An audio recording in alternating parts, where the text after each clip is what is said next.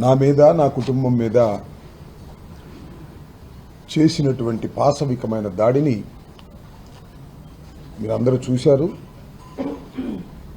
సుమారుగా నెల రోజుల పైచిలుకు పాటు రాష్ట్ర వ్యాప్తంగా చర్చ కూడా చేశారు. నాకు తెలిసినంతవరకు ఇది ఒక దారుణమైన సంఘటనగానే అందరూ, ఏదో ఆ దాడి చేసిన వాళ్ళు మినహా, ఇది ఒక దారుణమైన సంఘటన, ఇలాంటివి ప్రజాస్వామ్యంలో జరగకూడనివి అనే విషయాన్ని చాలా చక్కగా ఎస్టాబ్లిష్ చేశారని కూడా నేను నమ్ముతా ఉన్నా. దానితో పాటు అంతటితో ఆగకోకుండా నా మీద ఫిజికల్, లీగల్ దాడులతో పాటు ఇవాళ నా ఆస్తుల మీదకు దాడులు చేయాలనేటువంటి ప్రయత్నం ప్రభుత్వం చేస్తుందని చెప్పడం కోసం మీ ముందుకు ఇవాళ నేను వచ్చాను. అదేమిటంటే, నాకు సత్తెనపల్లి నియోజకవర్గంలో రెడ్డిగూడెంలో, అంటే రాజుపాలెం మండలంలో ఒక 22 ఎకరాల పొలం ఉంది. ఇది నేను కొనుక్కొని దాని చుట్టూరా ఫెన్స్ వేసుకొని కాస్త వ్యవసాయం చేసుకునేటటువంటి ప్రయత్నం చేస్తున్నాను. మీరు కూడా కొన్ని వీడియోలు చూసి ఉంటారు. గతంలో కూడా అక్కడ నిమ్మ మొక్కలు, మామిడి మొక్కలు, బత్తాయి మొక్కలు ఇలాంటివన్నీ వేసుకొని కాస్త, అది వ్యవసాయం లాభం కోసం కాదు, ఒక హాబీగా చుట్టూరా ఫెన్స్ వేసుకొని చేస్తూ ఉన్నాను. దానికి హఠాత్తుగా నేను జైల్లో ఉన్న సమయంలో నాకు చెప్పారు, కొంత సర్వే పేరుతో రహస్యంగా వచ్చి అవన్నీ కూడా చెక్ చేసుకున్నారు నేను లేని సమయంలో. ఆ తర్వాత నాకు ఒక నోటీస్ ఇచ్చారు. ఎవరు? మండల సర్వేయర్ ఆఫీసర్, ఎంఆర్ఓ ఆఫీస్ నుంచి నాకు ఒక నోటీస్ వచ్చింది మొన్న ఈ మధ్యన. దానిలో ఏమన్నారంటే, మీ పొలాన్ని మేము సర్వే చేయాలి, మీకున్నటువంటి పొలాన్ని మేము సర్వే చేయాలి, పోయిన నెల 28వ తారీఖు 2 గంటలకి మీరు రావాలి, మీ డాక్యుమెంట్స్ అన్ని తీసుకురావాలని ఒక నోటీసుని ఎంఆర్ఓ ఆఫీస్ నుంచి నాకు సర్వ్ చేశారు. దానికి మేము రిప్లై ఇచ్చాం. సర్వే చేయటం ఏంటి, ఎవరు చేయమన్నారు, ఎందుకు సర్వే చేస్తున్నారు, నేనన్నా సర్వే చేయమని అడగాలి, లేదా నా పక్క పొలం వాడైనా కలిసిందండి రాంబాబు గారి దానిలో సర్వే చేయమని అడగాలి. ఎవ్వరూ సర్వే చేయమని అడగకోకుండా మీరు ఎందుకు సర్వే చేస్తున్నారు అని చెప్పి మళ్ళా మేము ఎంఆర్ఓ గారికి ఇచ్చాం, ఇది ఇల్లీగల్ అని. ఆ తర్వాత మళ్ళీ ఒక నోటీస్ ఇచ్చారు.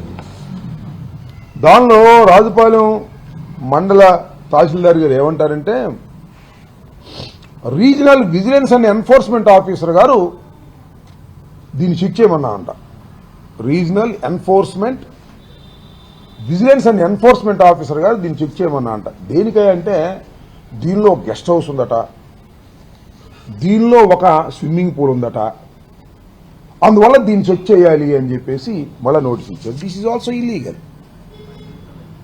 దానిలో స్విమ్మింగ్ పూల్ లేదు, ఒక బావి ఉంది, ఒక గెస్ట్ హౌస్ లాంటిది, ఒక పెంకుటింటిది ఉంది. ఉంటే కట్టుకోకూడదా మా పొలంలో? అది తప్ప? What is this? అంటే హెరాస్మెంట్ చేస్తారా మమ్మల్ని? సర్వేలు చేస్తారా వచ్చి రౌడీజంగా? లీగల్గా రావాలా. రీజనల్ ఎన్ఫోర్స్మెంట్ ఆఫీసర్కి నా పొలానికి సంబంధం ఏంటి? ఉంది, స్విమ్మింగ్ పూల్ ఉంటుంది అనుకోండి, బావి అనుకోండి, అది స్విమ్మింగ్ పూల్ ఉంటే, గెస్ట్ హౌస్ ఉంటే ఉండకూడదా? చట్ట వ్యతిరేకమా? నేను అడుగుతా ఉన్నా. మరి చంద్రబాబు నాయుడు చట్ట వ్యతిరేకమైనటువంటి కృష్ణానది గర్భంలో ఉన్నటువంటి గెస్ట్ హౌస్లో ఆయన నివసిస్తూ, నా పొలంలో ఒక చిన్న గెస్ట్ హౌస్, ఒక బావి ఉంటే దాన్ని మీరు ప్రశ్నిస్తారా? ఏంటి మీ ఉద్దేశం? అంటే అంబటి రాంబాబును 18 రోజులు జైల్లో పెట్టినా వినలేదు, కేసులు పెట్టినా వినలేదు, దాడులు చేసినా వినలేదు, కాబట్టి ఈయన మీద ఈ రకంగా మనం డిపార్ట్మెంట్ను తీసుకెళ్లి ఎక్కిచ్చేద్దాం, భయపడిపోతాడు అనుకుంటున్నారు. పిచ్చోళ్ళు లేకున్నారు మీరు. చంద్రబాబు నాయుడికి, లోకేష్ పని పాట లేదనుకుంటా ఈ రాష్ట్రంలో. నా ఆస్తులు ఎక్కడున్నాయి, దానిలో ఏముంది అని రంధ్రాన్వేషణ చేసి ఏం చేస్తారు మీరు అని అడుగుతా ఉన్నా. ఇప్పుడు దాకా ఏం చేశారు, ఇంకా ముందు ఏం చేస్తారు? Yes, that is my land, legal గా కొనుక్కున్నటువంటి ల్యాండ్. దానిలో ఒక చిన్న గెస్ట్ హౌస్, అది కూడా ఏంటి రేకులతో. నేను కట్టింది కూడా కాదు ఇది, నేను ఎవరి దగ్గర అయితే కొన్నానో వాళ్ళ దగ్గర ఆల్రెడీ ఉంది ఈ బావిను, దిగుడు బావి, వర్షపు నీళ్ళు నిలబడే బావి. అది చూపిస్తా, అది కూడా మళ్ళీ ప్రెస్ వాళ్ళందరికీ కూడా. అక్కడ నిర్మాణం చేసి పాడుపడిపోయినటువంటి ఒక గెస్ట్ హౌస్ నేను కొన్న తర్వాత రెండింటిని బాగు చేయించుకున్నా. అదేదో పెద్ద నేరంలాగా వేల కోట్ల రూపాయలు, లక్షల కోట్ల రూపాయలు నేనేదో దోచేసినట్టుగా, what is this nonsense అంటే భయపెడుతున్నారా? భయపెట్టి ఏం చేస్తారు మీరు మమ్మల్ని? మీ చేతిలో అధికారం ఉంది కదా అని నేను లీగల్గా కొనుక్కున్నటువంటి భూమిలో ఏ రకమైన తప్పులు లేకపోయినా గెస్ట్ హౌస్ ఉంది, నోటీస్ ఇచ్చారు గెస్ట్ హౌస్ ఉందని. An allegation has been made against the former minister Sri Ambati Rambabu regarding construction of a guest house with a swimming pool in Reddigudem village, Rajupalem Mandalam, Palnadu district, and provide the details of where the guest house and swimming pool constructed in which so and so. ఎక్కడ guest house ఉందో కనుక్కోవాలంట. ఏంది ఇది కొత్తగా వచ్చిందా? నిన్న మొన్న కట్టానా లేకపోతే నేను కట్టానా? ఈ రకంగా ఒక హెరాస్మెంట్ చేయాలనేటువంటి ఉద్దేశంతో ప్రభుత్వం దగ్గర నుంచి చంద్రబాబు నాయుడు గారు, అదేవిధంగా లోకేష్ గారు ఆదేశాల మేరకు మా ఆస్తుల మీదకి నోటీసులు ఇచ్చే కార్యక్రమం చేస్తున్నారు. చంద్రబాబు నాయుడు గారు ఏమో కృష్ణానదిలో కట్టినటువంటి ఒక మంచి బంగాళాలో ఉంటాడు అనాథరిగా. మా పొలంలో మేము ఏదో చిన్న రేకులు వేసుకుంటేనేమో అది గెస్ట్ హౌస్ అంట, బావి చదివితేనేమో అదేమో స్విమ్మింగ్ పూల్ అంట. అవి చూసుకోమను. చంద్రబాబు నాయుడు లోకేష్ ఇద్దరే రమ్మని రండి, ఈ విజిలెన్స్ చూడేందుకు ఇద్దరు రండి, చూడండి. అది ఇది చూద్దాం. ఏది కృష్ణానది గర్భంలో ఉన్నటువంటి పెద్ద స్విమ్మింగ్ పూలు, పెద్ద అద్భుతమైన భవనము, నా దొక్కు గుంట రెండు చూద్దురండి, నేను వస్తాను. పిచ్చెక్కిందేమన్నా మీకేమన్నా? మీకేం దొరకపోతే ఇదేనా హెరాస్మెంట్? చాలదా? మీ హెరాస్మెంట్కి మేము భయపడతామా? మీ హెరాస్మెంట్కి భయపడిపోయి మేము వైఎస్ఆర్ కాంగ్రెస్ పార్టీ వదిలిపెట్టి మీ అంట తిరగాల? పిచ్చి వేషాలు వేయి మాకు మేము మనవి చేస్తున్నాం. ప్రభుత్వాలు శాశ్వతం కాదని మనవి చేస్తున్నా. చంద్రబాబు శాశ్వతంగా ఉండడని కూడా మనవి చేస్తున్నా. లోకేష్ శాశ్వతంగా ఉండడని కూడా మనవి చేస్తున్నా. శాశ్వతంగా మీరే ఈ పదవుల్లో ఉండరనే విషయాన్ని మీరు గమనించలేకపోతున్నారు. ఏదో 5 సంవత్సరాల కోసం మిమ్మల్ని ఎన్నుకుంటే మా మీద దాడులు చేయటం, మా ఆస్తుల మీద దాడులు చేయటం, ఏం చేస్తారో చూస్తాను. అన్నిటిని చట్ట ప్రకారంగా ఎదుర్కోవడానికి నేను సిద్ధంగా ఉన్నాను. ఇది అన్యాయం, అక్రమం, అధికారం ఉందని మీ ఇష్టం వచ్చినట్టుగా వ్యవహరించడం సరైన విధానం కాదని ఈ సందర్భంగా నేను ఈ ప్రభుత్వాన్ని, మరి ముఖ్యంగా లోకేష్ ని హెచ్చరించదలుచుకున్నాను. ఇప్పటికైనా ఈ పిచ్చి చేష్టలు మానండి. మానకపోతే దీనికి ప్రతిఫలం అనుభవిస్తారు. మా ఇంటి మీద దాడి చేసినందుకు 7 గంటల సేపు మమ్మల్ని ఇబ్బంది పెట్టినందుకు మీరు అనుభవించబోతున్నారు. మళ్ళా దీనికి కూడా మీరు అనుభవిస్తారని ఈ సందర్భంగా నేను చెప్పదలుచుకున్నాను. Water okay.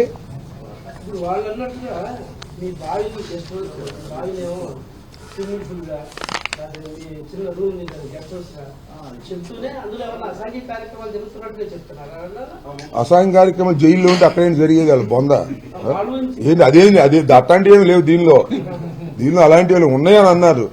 మేము అందరం ఒకసారి ఇదిగో మీ మీడియా మొత్తాన్ని ఒకరోజు నా ఫామ్ హౌస్కు తీసుకెళ్తా, కొద్దిగా నాకు హెల్త్ క్లియర్ అయిన తర్వాత. అది ఎంత అద్భుతమైన స్విమ్మింగ్ పూలో, అది ఎంత అద్భుతమైన గెస్ట్ హౌసో మీరు కళ్ళారా చూద్దురు. ఏమి దాపరికం ఉండదు. అంబటి రాంబాబు దగ్గర దాపరికం ఉండదు, చంద్రబాబు నాయుడు దగ్గర దాపరికం ఉంటుంది.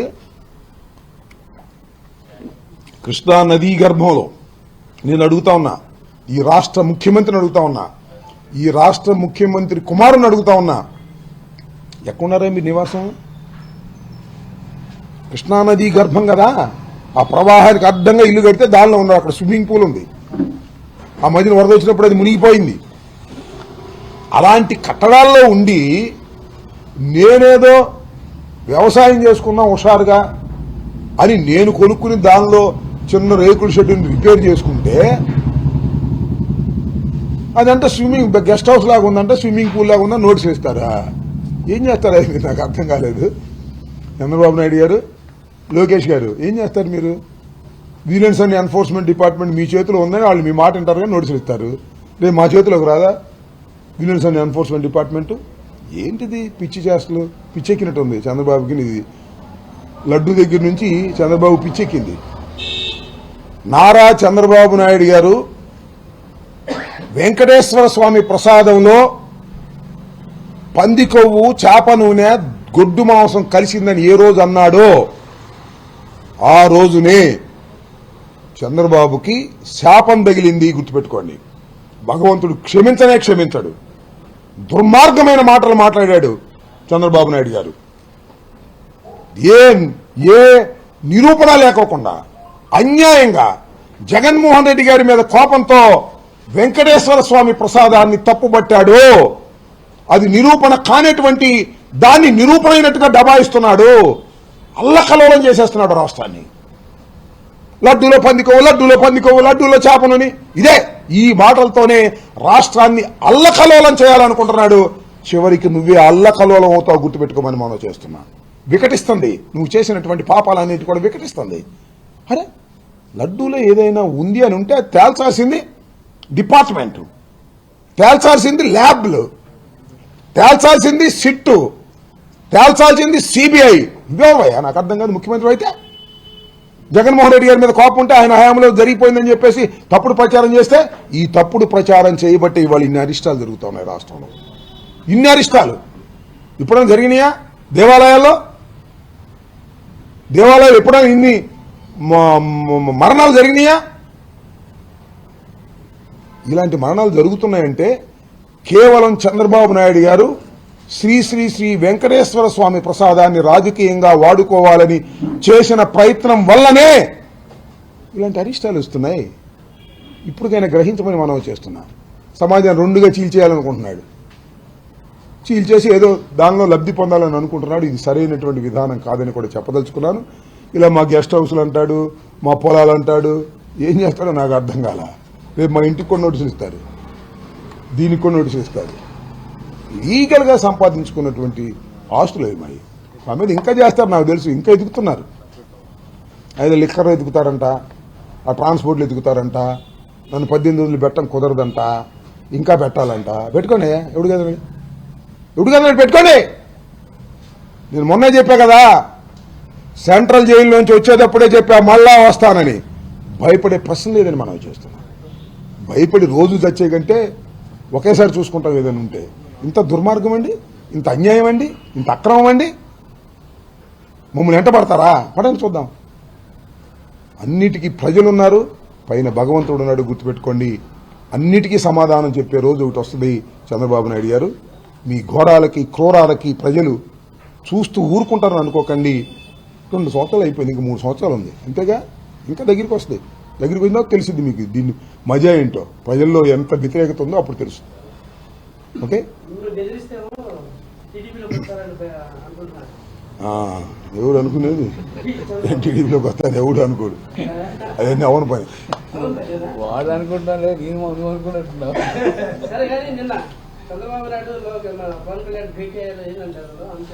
ఏం పెట్టారు మనకు తెలియదు. వాళ్ళు భేటీలు అవుతూనే ఉంటారు, మాట్లాడుకుంటూనే ఉంటారు, ఏ పథకాన్ని అమలు చేయరు. ఏంటి నాకు అర్థం కాదు. వెంకటేశ్వర స్వామికి ఇవాళ జరుగుతున్న కొండ మీద ఏం జరుగుతుందో చూశారుగా. ఆ చైర్మన్ గారి వ్యవహారాలు, ఈ వ్యవహారాలు అన్నీ అసలు ఒక్క అభివృద్ధి కార్యక్రమం లేదు, ఒక్క సంక్షేమ కార్యక్రమం లేదు. అన్నీ ఈనాడు ఆంధ్రజ్యోతిలో వార్తలు వేసుకోవడం తప్ప ఏదీ లేనటువంటి పరిస్థితి వాళ్ళు వచ్చింది. ఈ కూటమి ప్రభుత్వం అటర్ ఫ్లాప్ అని ప్రజలు నిర్ణయించుకున్నారు. ఓటేసి టైం ఉంది కాబట్టి వెయిట్ చేస్తున్నారు. భేటీలు జరుగుతూనే ఉంటాయి. పవన్ కళ్యాణ్ గారు, చంద్రబాబు నాయుడు గారు భేటీలు వేసుకుంటానే ఉంటారు, కూర్చుంటానే ఉంటారు, మాట్లాడుకుంటానే ఉంటారు. బుస్ ఏముండదు.